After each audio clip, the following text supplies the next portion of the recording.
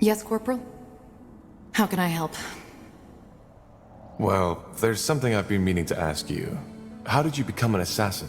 Why do you want to know?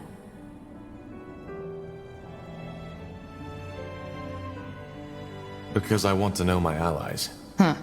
I see. In short, my mother sold me. And after an incident, my owner noticed my talents. He started to train me to carry out jobs for him. And when I was 17, he had an accident. I've been an independent assassin ever since. Your mother sold you? But where? Why? Because she needed the coin, and already had 4 children to feed. And as for your first question, where there is demand, there is a market. Particularly in a big city like Greyfell. It's not as uncommon as you might believe. That's quite the story. Is it? Even if she needed the money, that's despicable. Well, to her credit, she didn't take it lightly. At least as far as I can remember. I was only 7 when that happened. That doesn't make it better. You're saying there's a slave market in Greyfell? Slaves, sex, murdering for pleasure. Just imagine every dark desire you can think of. And you know what the Greyfell Bazaar has to offer. I find it interesting that this surprises you. Didn't you serve in the Royal Army for 8 years? I only joined shortly before the Mage Wars started, and the Greyfell affairs were the responsibility of the Greyfell Guard. I just didn't know. Well, now you do. I do not agree with the purity of light in most aspects. But they are right when they say there are many sinners in this world. If you believe in the concept of sin, that is. How do you feel about this? Your mother selling you off? Well, I used to feel strongly about it. Now I've simply accepted it as part of my past. But there are plenty of reasons for that. So, who is this man who bought you? I won't talk about that. This chapter of my past is done, and I want it to stay buried. I understand. I'm glad you do. So, tell me, Pariah, how did you become the betrayer's child in the first place? It's rare for a child to defy their own father. He lost his vision. When he started the rebellion, it was about the safety of mages, but he became more and more radical. I just couldn't stand by and watch anymore. That's admirable. Well, thank you for sharing this with me. Either way, is there anything else you need?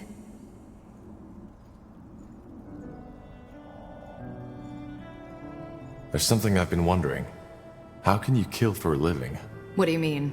How can I align it with my morals? Yes. I don't know if this is the right moment for this conversation. Maybe another time. Yeah, do you need something? I'm a tad busy. I'd still like to know more about how you ended up in Nortender. Bugger and blast. And here I was hoping you'd forgotten. Alright, I'll tell you. But only under one condition. Yes? That I get to ask you a personal question too. Then we have a deal. Go ahead, I'm listening. Fair enough. I was born in the Windwall Mountains. You don't say. Sorry, still sorting out my thoughts. It's been a long time since I last told this story to anyone. Alright, one more time. As you can imagine, I was born in Windwall, a child of the rocks. Come again? A true dwarf, as some would say. Born in the buried city, not on the outside as the traders and farmers are. My family was quite privileged. Not nobility, but my mother and father led a big smeltery which supplied one of the finest smithies. Moon silver weaponry. Ever heard of it? I think so. The commanders of the Royal Army use them. Figures. Well, my childhood was a rather unremarkable one. I had 2 brothers and a sister, and even though I was the oldest child, I was always the most quiet one. I learned quickly how to wield an axe, and I still know how to do it, but I never took pleasure in it. The same goes for my parents' craft. For some reason, Nihalf had given me a talent for metallurgy, but not the desire to use it. Instead, my biggest love was always made with ink. Books. But I assume your parents didn't approve of that. Oh no, they didn't mind. I had 3 siblings who could do the job as well as I, so the future of our family was secured. On the contrary, they were quite accepting, which wasn't usual amongst dwarves, especially not those in Windwall. Dwarves are traditionalists, aren't they? Oh yeah, they are. They love their brawls, they love their ale, and they love their metal crafting. And they never miss a chance to tell the outside world just how much they do. Well, to be honest, when I think of dwarven culture, that's exactly what comes to my mind. See? And that's the problem. There's always diversity in every race. There are soft-hearted orcs, there are elves who don't give a damn about the white tree, and there are humans with... well, you get the point. What I'm trying to say is, many dwarves love living these traditions, but there are some like me who just don't fit in. This is one of the reasons why I appreciate you and this group so much, Tahar. Aenir's tools or not, we're all pariahs, in one way or another. Are the surface dwarfs different? Depends. There are some who are very open-minded. For example, the traders who get around a lot. On the other hand, there are some who are as ignorant as the Windwallers. So, what happened? Why did you leave Windwall? I'm getting there, Tahar. When I came of age, I found work in the Windwall Library. That time was also when I deepened my knowledge of the Shapers. I devoured all the books there were, and bought whatever writings the merchants brought in. They smiled at me, talked of me as the strange bird, but I didn't care. The more I read, the more spellbound I became, and the more I dreamed of journeying through Io to solve all those mysteries not yet uncovered. Are there Shaper ruins in the Windwall Mountains? Hardly. And those that are there are buried beneath miles and miles of rock. Impossible to access without a huge expedition. Huh. And what kept you from doing just that? Well, two things. First of all, my attachment to my family. Secondly, Gilak. Gilead? My, partner. You had a partner? Yeah, we met... I'd rather not go into detail too much. Fact is, we lived together for 6 years. He was very dear to me. Let's put it that way. What are dwarven families like? Similar to their human counterparts, I believe. Having family and offspring is considered to be very important, especially if you're of noble blood. But living with someone of the same sex is acceptable? Well, yes and no. If you do, you don't talk about it, and you should make sure to find yourself a wife or a husband to found a proper family, eventually, and bring new children of stone into the world, even if that family is just a charade. If you don't do that, you're frowned upon. There's even a word for a childless dwarf, man or woman. Galrag, which roughly translates as dusty boulder. Very amusing, I know.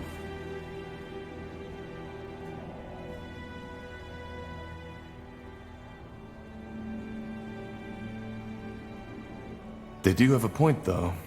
For an empire to endure, there needs to be children. I agree. But I doubt a few people with different desires living a different kind of life pose a threat. There'll always be men who like women and women who like men, and a couple of people whose tastes are different don't change the fact. And once again, the Shapers were different in that regard. As long as you stay within the boundaries of your caste, you could do as you pleased. I understand. But something happened, didn't it? Yeah. The Blackstone Rebellion. Ever heard of it? Yes. A coup, wasn't it? Yeah. An attempt to overthrow the royal house. It was bound to fail from the beginning. The rebels were anti-traditionalist and wanted to establish a new order, where it's the people who have the power, not the nobility. Gilak was one of these rebels. Oh. Yeah. At first, before the coup, they tried to raise awareness by giving underground speeches. A noble endeavor, but not at all thought through. Most dwarves just don't care about politics as long as they can have their mugs of ale. At first, he didn't ask me to participate, but the more sour things went, the more he started pushing me. At one point, we had a fight, when he asked me to steal money from my family to support the movement. It was terrible. Finally, push came to shove, and he told me of the coup. He knew that despite my occupation, I was a remarkable fighter and Earthshaper, which is why he asked me to fight alongside him. You can make a difference, that's what he said. By Nihalf, he was just so naive. He really thought it would be like in the old legends, a group of courageous dwarfs fighting their way to Algrim Castle with me at his side. I just don't... Forgive me. It's strange to talk about it like this. It's okay. Thank you for trusting me. Yeah, sure. You can imagine how torn I was. I knew he'd die if the coup took place, but I also knew that I couldn't stop him.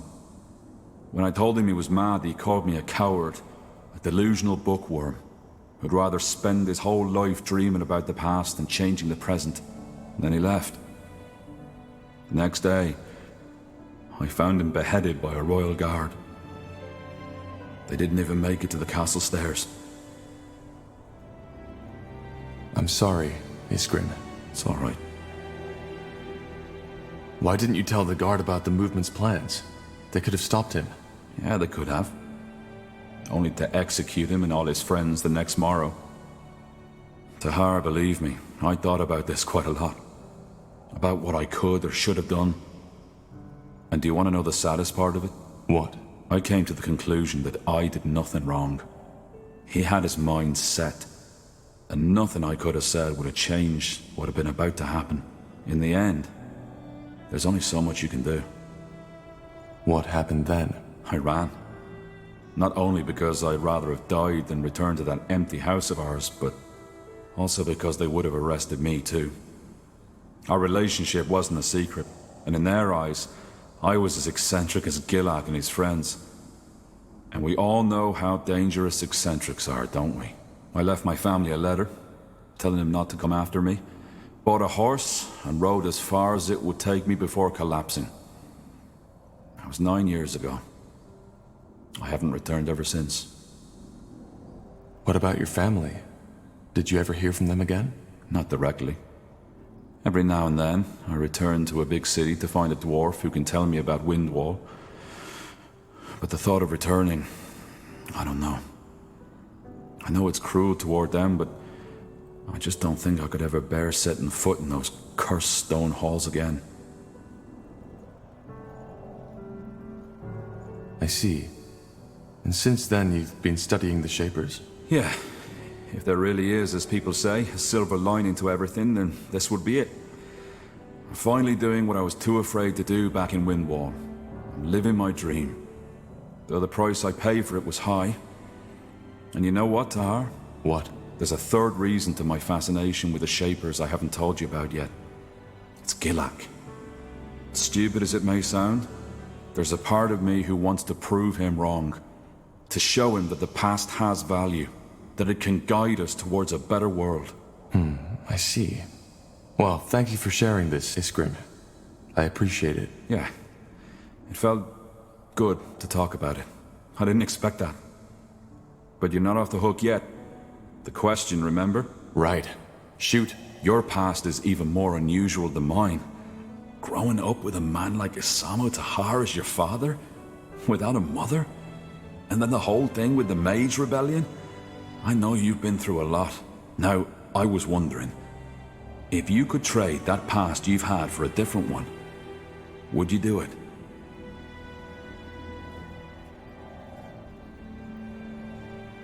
What kind of a past could I choose? Anything? Anything. I wouldn't. That surprises me, to be honest. But I think I understand. Either way, pleasure speaking with you. Hope this wasn't too grim for you, but then again, you asked for it. Give me some time now, will you? Sure. Take care, Iskrin.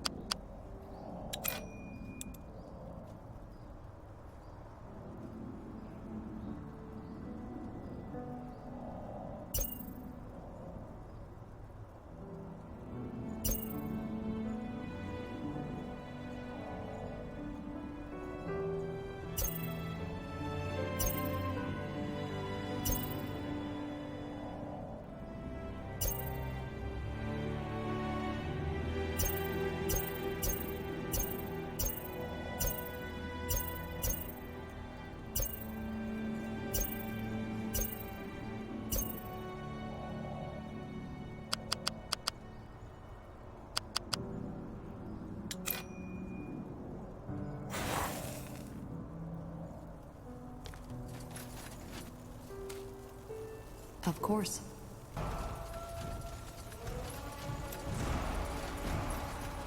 Huh?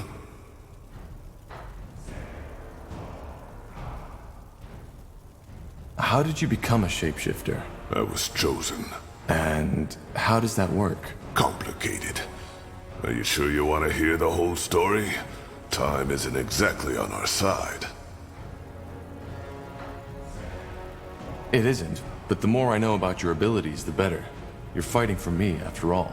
We're not fighting for you, Tahar. We are fighting alongside each other. That's a big difference.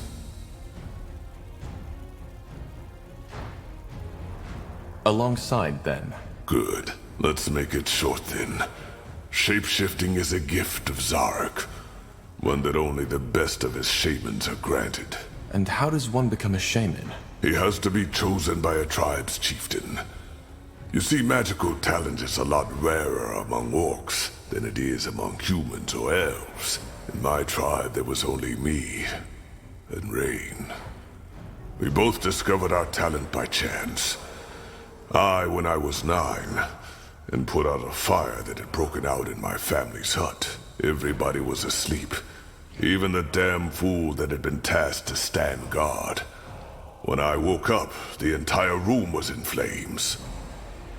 So it was your magic that woke you? No, I needed to take a piss. Makes sense. What happened then?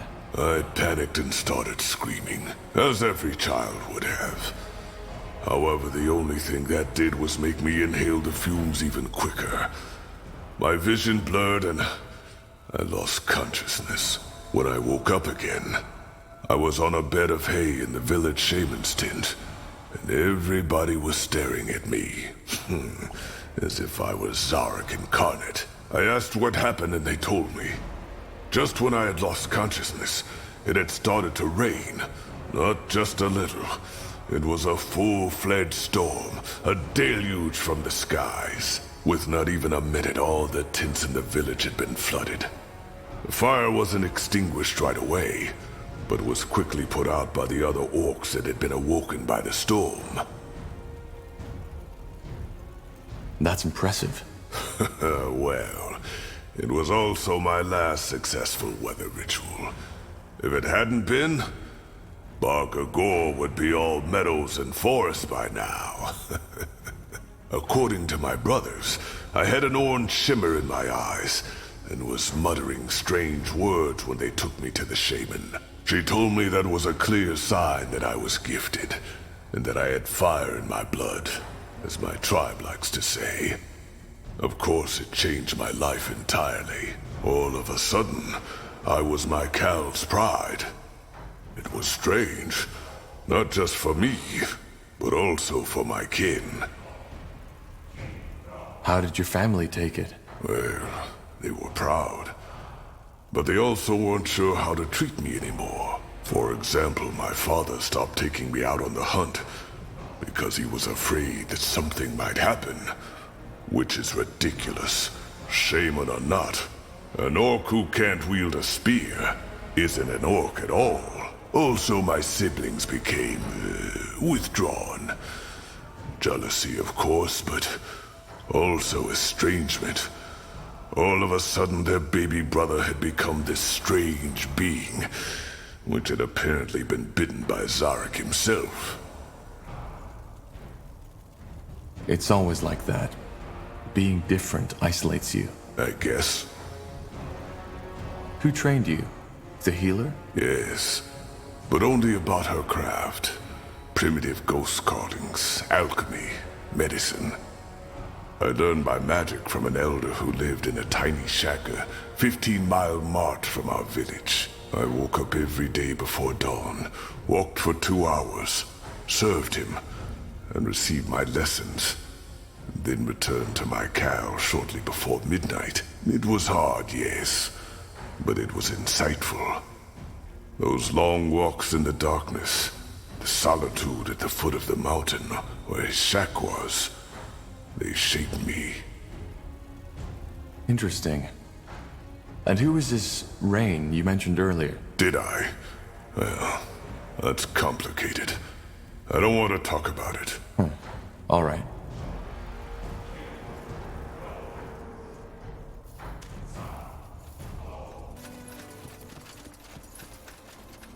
Tahar, what is it? There's one thing I've been wondering about. After we parted at the hideout, what exactly happened? How did you and my father part ways? Good question. I guess it all started with the relics, the tomes. You remember them, right? Yes. He was hoping they'd help him to win the war. Exactly. And there was this one moment when he found the fifth tome, when I came to a realization. You see, there were all those bodies, enemies, but also many of our people. We had shed so much blood, Tahar. But Asamo, he didn't care. If there was any grief in his eyes, I couldn't see it. And as dramatic as it may sound, that's when I finally understood that we had lost our cause. This wasn't about ideals, about us mages anymore. It was about him. Whatever his intentions had become. And that's the reason Zane, Helena, and I betrayed him. Come on, do you really want to tell us you didn't see that before? The tomes were all about power. I knew it was about power. But Asamo always told us that he would use that power for the greater good. And it's not that far off. I mean, can't you imagine? With the power of the tomes, we could have united the world. Even made it a better one. No more persecution of the deviant. No more wars. No more suffering.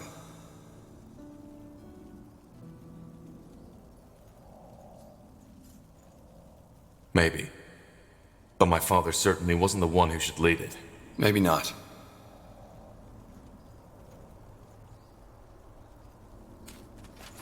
Now would you look at that? Oh, the corporal. Quite a nice place you found yourself here, I have to say. Thanks again for helping us out in that bloody desert. So, if you don't mind, we'll unload our cart and smithy here. As promised, we can provide you with the best weapons and armor on Northander. The only thing we need to ask of you is a small donation every time we craft something for you. I know, you saved our lives, but we still need to cover for the material. No problem. I'll make sure to drop by from time to time. Splendid. Nihal strength, Corporal. Yes. Want to trade?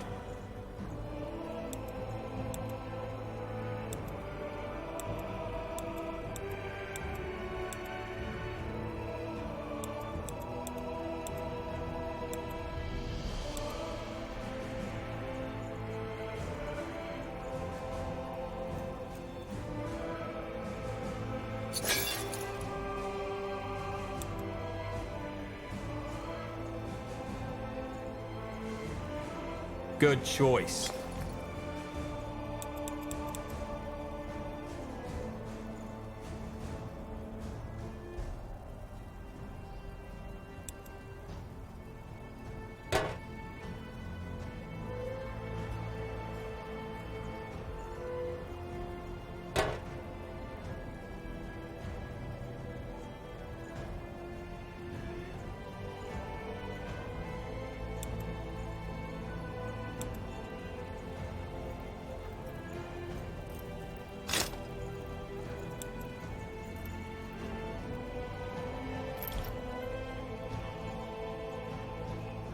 Understood. Blasted armor. Yes? What is it? Back when we met, you told me about an internal disagreement, which led to many of the guild's mages leaving. What exactly happened? Why do you want to know? No particular reason. I'm simply curious. I see. Well, simply put, the guild had two leaders until half a year ago, me and Lena. Lena and a lot of the other mages felt that they could uphold their neutrality no longer without sacrificing their integrity. You're talking about the persecution of mages? Yes, I am. As Lena said, they are crucifying us, burning us alive, putting masks on our heads that destroy our minds. If there's something wrong with the world, it's people who keep their heads down because they are afraid to stand in for what's right. Sounds like she was an idealist. I suppose you could call her that, yes. However, her stance conflicted with everything the Creators Guild stands for. We preserve knowledge, push forward the boundaries of magic. We do not involve ourselves in power games and politics. Figuratively speaking, a fisher will never be a good military commander, just like a mage will never be a good politician.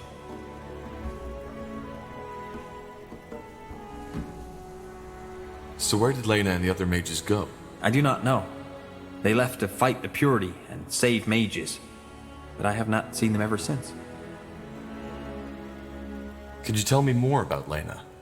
What was her position in the guild? She was the guild's treasure master. Other than that, I do not know what to tell you. She was quite young when she joined the guild, not even 24 winters old, and immensely talented. When it came to mentalism, her skills were unmatched. She was different than the others. She was better than the others. And I always saw a spark of genius in her eyes. And yes, I do know that most people would call that attraction. But it was just a fraction of what made our bond unique. Well, I understand the conflict. Well, you are an empathetic man, so I would have been surprised if you did not. But these events lie in the past. There is no point in discussing them any further, though I had certainly hoped for a different outcome. You seem bitter. As I said, I had hoped for a different outcome. Sounds like a plan.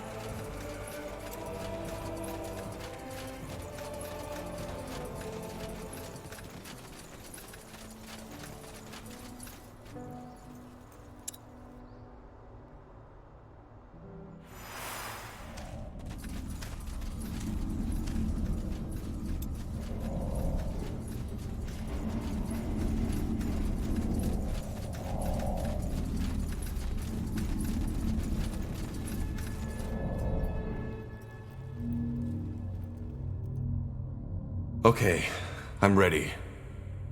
Sure this place isn't gonna blow up once we insert the second stone, Iskrim? What? No, I don't think that's likely. All right, here we go. Blasted, blistering blazes. I don't know what to say. This is amazing. But it seems like it worked. We've restored the Nexus to full power. What now, though? Is it strong enough to perform this joining ritual now? It should be. And you, Tahar, should be the one to do it. You need to connect your mind to the Nexus. That way, you might be able to sense who or whatever is sending out the song. What do you say? Are you ready? I think so. Good. Then step into the forge. And what now? Tahar! We...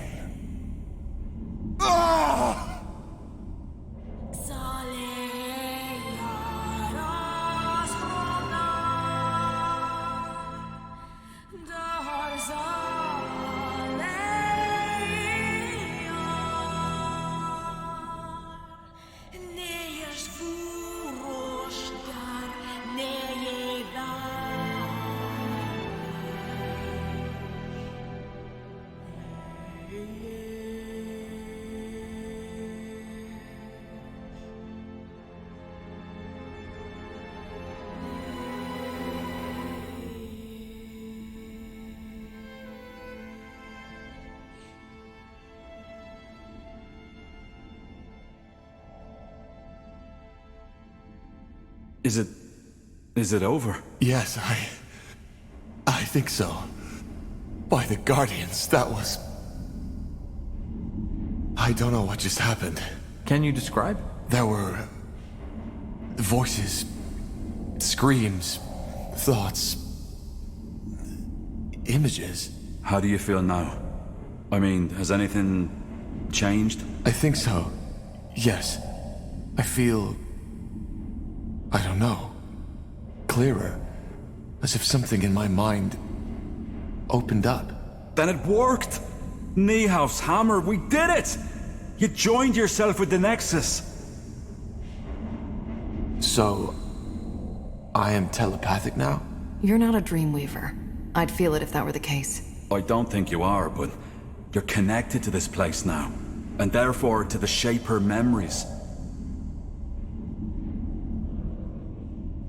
Does that mean we can finally locate the cause of the song? You tell me. Think of the song, Tahar. Close your eyes. What do you feel? What do you hear? What do you see? I'll try.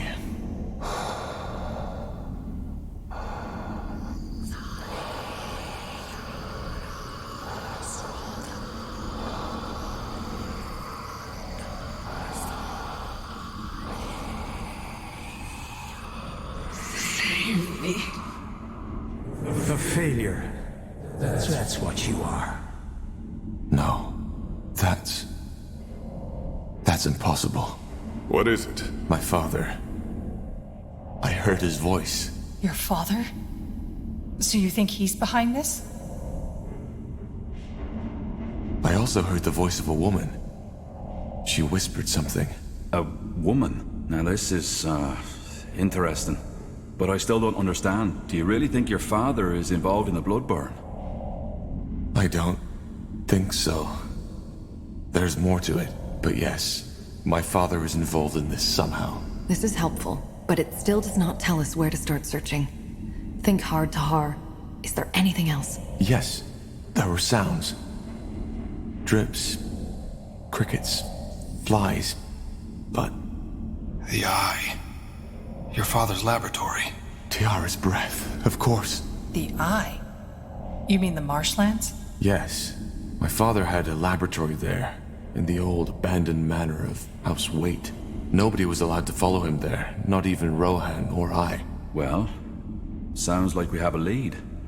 The Bloodborne and the Song of the White are somehow connected to your father in his laboratory. So it seems. Yes. Tahar, maybe... What? Never mind. It doesn't matter. Rohan, tell me. There's nothing to tell. Well, if you say so. I'll send a messenger to inform Lacane as soon as possible. He'll want to be there. Let's get prepared.